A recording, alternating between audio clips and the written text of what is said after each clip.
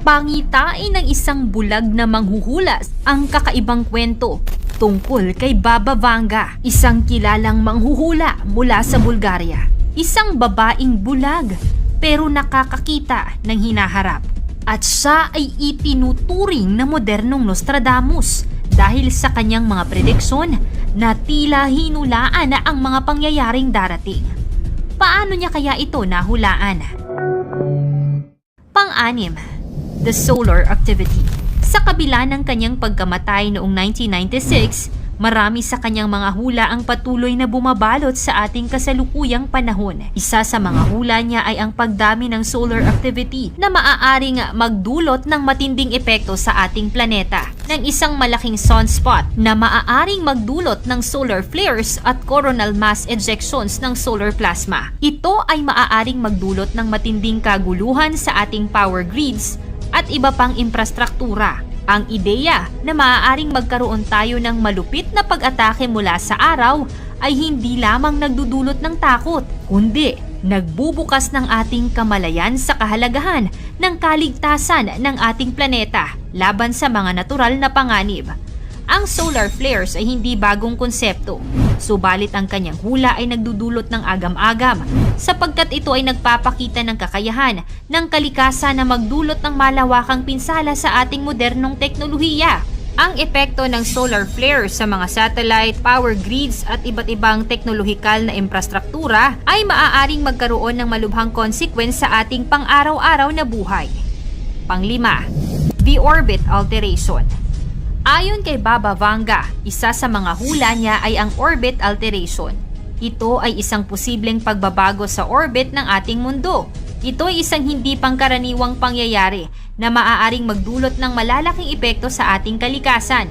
Pwedeng magdulot ito ng pagbabago sa klima, pagtaas ng antas ng radiation, at kaguluhan na hindi natin kayang pigilin. Ang orbit alteration ay maaaring magdulot ng seryosong pagbabago sa ating klima, ang pagkakaroon ng iba't ibang distansya mula sa araw, at ang pagbabago sa oras ng pag-ikot ng Earth ay maaaring magresulta sa malawakang pagbabago sa temperatura, pag-ulan, at iba pang natural na phenomenon. Ito rin ay maaaring magkaroon ng epekto sa ating ecosystem at biodiversity. Ang mga hayop, halaman at iba pang uri ng buhay sa lupa ay nakasalalay sa regular na takbo ng ating planetang tirahan. Kung ito ay magbabago, maaaring magkaroon ng malawakang paglisan ng mga species at pagkasira ng natural na habitats. Ito rin ay maaaring magdulot ng kaguluhan sa mga tao, lalo na sa mga komunidad na nakasalalay sa agrikultura at pangingisda para sa kanilang kabuhayan. Pang-apat, ang pagkalat ng bioweapon. Isa pang nakakatakot na hula ay ang tungkol sa isang big country na nagsasagawa ng biological weapons test o attacks. Isang pangyayaring nagdudulot ng takot at kaba sa karamihan. Sa kasalukuyang mundo, ang biological weapons ay itinuturing na mga kasalanang kalakip ng pandaigdigang komunidad. Ang hula ni Baba Vanga ay nagbibigay diin sa kakaibang panganib na maaaring magmula sa isang malalaking bansa. Ang pagsabog ng ganitong uri ng armas ay magdudulot ng hindi kapani-paniwala at malupit na epekto sa sangkatauhan. Sa kanyang mga salita, ito ay isang pangyayari na maaaring magbukas ng isang bagong kabanata ng takot at kaguluhan sa mundo. Pangatlo, ang paghusad sa quantum computing. Sa hulang ito, tayo ay inilalagay sa harap ng isang tanong na labis na nakakapagtaka. Ang quantum computing, sa kanyang hula, ay muling nagbubukas ng pintuan patungo sa isang bagong dimensyon ng kaalaman. Ito ay hindi lamang isang teknikal na pag-unlad, kundi isang pagyakap sa mga hindi inaasahang kaganapan na maaaring mangyari sa hinaharap. Ang quantum computing ay hindi lamang magdadala ng mas mabilis at mas epektibong paraan ng pagsosolve ng mga problema, kundi maaaring magdulot din ito ng malawakang pagbabago sa mga industriya tulad ng medisina, agham at teknolohiya. Ang pag-unlad nito ay nagdadala ng potensyal na baguhin ang ating konsepto tungkol sa kung ano ang maaaring gawin ng teknolohiya. Imbis na masilayan lamang ang future sa sci-fi movies, tayo ay tila nasa punto na ng kasaysayan kung saan ito ay maaaring maging bahagi na ng ating pang-araw-araw na buhay. Quantum computing ay nagdadala ng pangako ng mga pag-usbong na hindi natin naiisip noon. Maaaring ito na ang magiging susi sa mga sagot ng mga suliraning kinasasadlakan natin ngayon. Pangalawa, ang pagdating ng mga designer humans. Ang ideyang ito ay nagpapakita ng mga tao na gawa at ipinanganak sa mga laboratorio. Isang madilim at distupikong hinaharap na mahirap isipin na mangyayari sa darating na panahon. Ngunit sa mundo ng genetic testing, IVF at childbirth, hindi malayong mangyari ang mga hindi inaasahang pagbabago. Ito ay hindi lamang isang bagay na nakakakilabot, kundi isang konsepto na nagtutulak sa atin upang pag-isipan ang kakaibang kinabukasan ng tao. Sa kanyang paningin, maaaring magkaroon tayo ng kakayahan na manipulahin ang genetic makeup ng isang tao bago pa siya ipanganak. Ito ay nagdudulot ng mga tanong tungkol sa moralidad, etika, at kung paano natin gagamitin ang teknolohiyang ito para sa kapakinabangan ng sangkatauhan. At ang una, pag-usbong ng medisina. Ang isang magandang balita, ayon kay Baba Vanga, ito ay ang hula na ang kanyang mga propesiya ay magdadala ng lunas sa cancer. Kung ito man ay mangyayari sa 2024, ito ay isang malaking tagumpay para sa kalusugan ng tao. Ang kanyang pangarap para sa isang mundo na malaya sa sakit na ito ay nagbibigay pag-asa sa maraming tao na ngayon ay nakikipaglaban dito. Sa patuloy na pag-usbong ng medisina at pagsusulong ng mga medical research, hindi na ito isang pangarap na malayong mangyari. Ang dami ng pag-aaral at clinical trials na nagaganap sa buong mundo ay nagdadala ng ilaw sa dulo ng madilim na tunnel para sa mga taong may sakit na ito. Ang hula ay mananatiling hula, nasa sa atin pa rin kung ating paniniwalaan. Lalo na kung ang hula ay galing sa tao lang din. Bagamat ang mga pahayag ay kreptiko at hindi malinaw, mangyari man o hindi ang mga hulang ito, isa lang ang dapat nating paniwalaan at kilalanin. Ito ay ang nag-iisa nating kataas-taasang Diyos. Isang taon na puno ng misteryo at kaguluhan ang ipinagbabanta ni Baba Vanga. Kanyang mga hula ay nagdulot ng pagkabighani sa buong mundo at ang kanyang reputasyon bilang isang Nostradamus ng Balkans ay lalong lumakas sa bawat taon. Bagaman hindi lahat ng kanyang hula ay eksakto, marami sa kanyang sinabi ang nagkakatotoo. Nabulag siya sa murang edad dahil sa isang aksidente. At mula noon ay sinasabing nagkaroon siya ng kakayahang makakita ng mga bagay na hindi nakikita ng ordinaryong tao.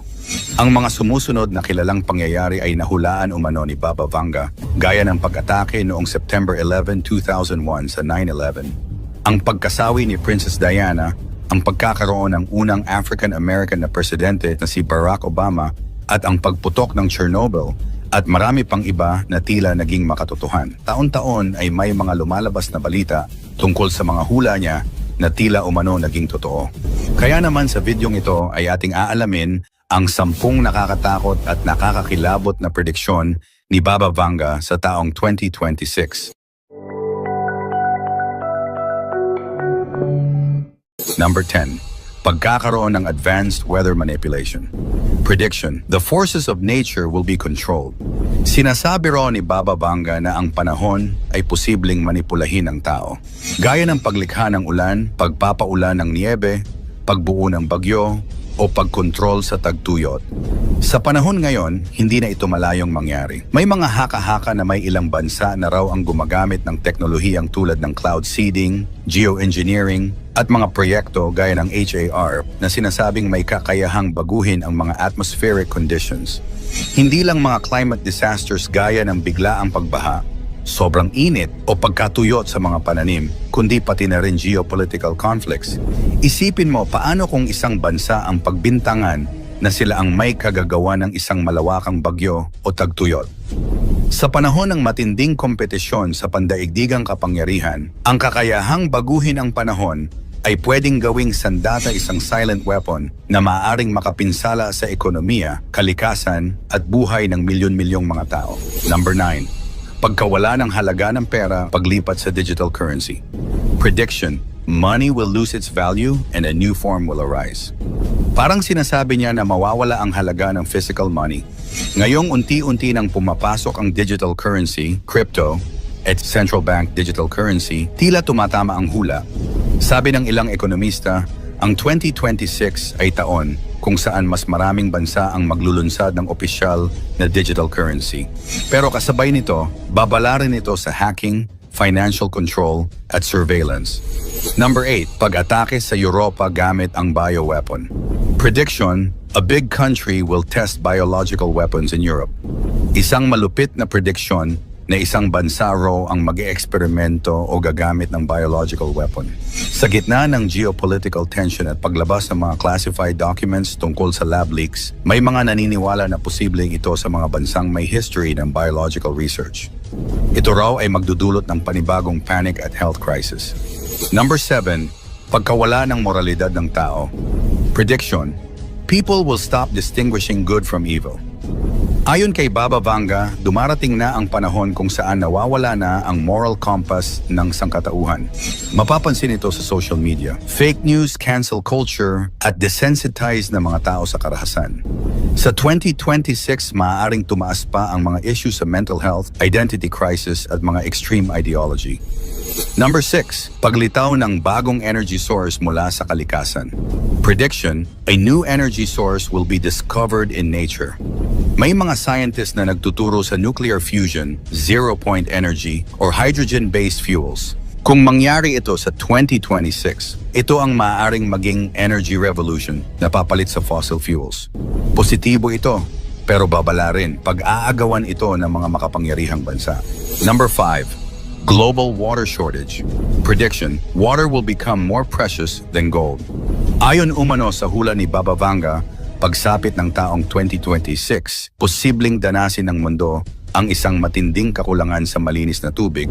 Sa kasalukuyang datos mula sa United Nations, tinatayang bilyon-bilyong tao na ang wala pa ring access sa ligtas na inuming tubig, at kung magpapatuloy ang ganitong trend, baka nga tama si Vanga, baka dumating ang panahon na mas mahal pa ang tubig kaysa sa ginto. Ang kakulangan sa tubig ay hindi lang simpleng inconvenience.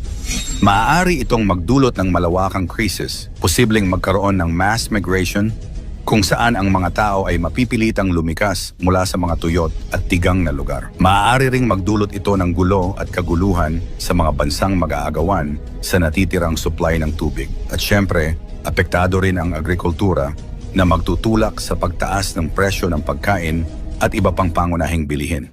Sa kasalukuyang data ng United Nations, bilyon-bilyong tao ang kulang sa malinis na tubig. Maaring magsanhi ito ng migration, conflict at pagtaas ng presyo sa pagkain at kalakal.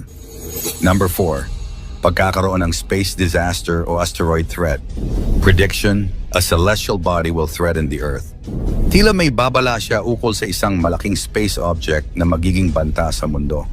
May mga report mula sa NASA na patuloy ang monitoring sa mga near-Earth objects. Habang maliit ang tsansa, sinasabing ang 2026 ay posibleng magdala ng surprise cosmic event. Number 3, pagtaas ng artificial na pagkabuntis at genetic engineering. Prediction, humans will be grown in labs. Ayon sa hula, magiging normal na raw ang mga lab-grown babies o artificial wombs. Ngayon pa lang may mga bansa na nagsasagawa ng ganitong research sa 2026. Posibleng ito'y maging legal at laganap. Babala, maganda man ito para sa infertile couples, pero moral at ethical issue ang kaakibat. Number 2, paglabas ng bagong virus mula sa yelo. Prediction, ancient virus will emerge from the ice. Ayon umano kay Baba Vanga, isang sinaunang virus ang muling lalabas mula sa yelo. Isang invisible threat na matagal nang natutulog sa ilalim ng permafrost. Dahil sa global warming, unti-unting natutunaw ang Arctic at mga nagyayelong bahagi ng mundo. At kasabay nito, may posibilidad na magising muli ang mga ancient viruses na libu-libong taon nang nakakulong sa yelo. Hindi ito malayong mangyari dahil ayon sa mga scientifico, may mga na-recover na silang prehistoric bacteria and virus mula sa mga samples ng permafrost. At ang ilan dito ay buhay pa rin. Ibig sabihin, may basehan ang takot na baka may virus na biglang sumulpot, hindi pa kilala, walang lunas, at posibleng mas mapanganib pa kaysa sa mga naranasan natin gaya ng COVID-19. Kung mangyari ito, posibleng magdulot ito ng panibagong global health crisis at sa sobrang advanced na ng mga ancient pathogens na ito, baka hindi agad kayanin ng modernong medisina. At ang number 1, pagbabago sa kamalayan ng tao. Prediction, there will be a shift in human consciousness. Sinasabi ni Baba Vanga na darating ang panahon na magbabago ang pananaw at damdamin ng sangkatauhan parang spiritual awakening.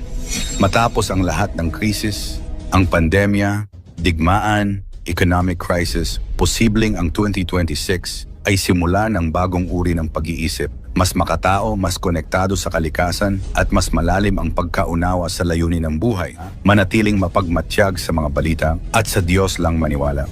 Mas marami ang tsamba at coincidence kaysa totoong propesiya. Muli mangyari man o hindi ang mga hulang ito, isa lang ang ating dapat paniwalaan, ang Diyos na makapangyarihan sa lahat. Ikaw, ano ang masasabi mo sa mga hulang ito? Magkatotoo kaya ito o isang huwad lamang na panghuhula? I-komento mo naman ito sa ibaba. Paki-like ang ating video at mag-subscribe. Maraming salamat at God bless.